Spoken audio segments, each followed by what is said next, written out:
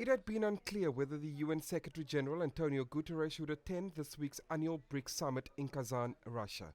That changed on Tuesday. According to the United Nations, the Secretary-General is hoping to address several issues with BRICS leaders.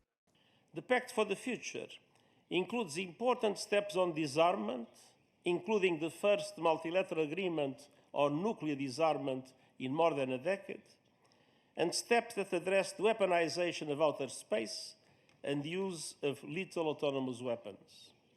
Across the board, we need peace. The UN considers the BRICS summit as a very important gathering, one that could not be snubbed. If you look at the expanded BRICS, it actually now includes many countries which are notionally allies of the West. And that, again, is a very important message to say that the West may be losing its allies because of its actions. And if it doesn't take the global South, as represented by the BRICS, seriously, it is going to have less and less of the ability to manage or make rules or shape the rules of the world. Antonio Guterres' attendance at the BRICS summit has raised the ire of Ukraine. It's unhappy that the Secretary-General decided to decline its invitation to a peace summit on the conflict in Ukraine, instead opting to go to Russia.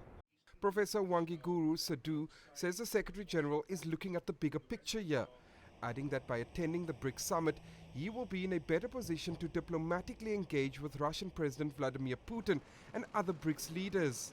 I think he also sees this maybe as a way of engaging with Russia to try and see where they can try to make Russia either adhere to the charter more righteously, or perhaps even try to find some other ways that they can normalize relations. The UN has confirmed that the Black Sea Grain Initiative will be high on the list of priorities for Guterres. The UN brokered deal between Russia, Turkey and Ukraine allowed millions of tons of grain and other foodstuffs to leave Ukraine's ports, playing an indispensable role in global food security. But Russia ended that deal in July last year, warning that it could no longer guarantee the safety of the ships in the Red Sea.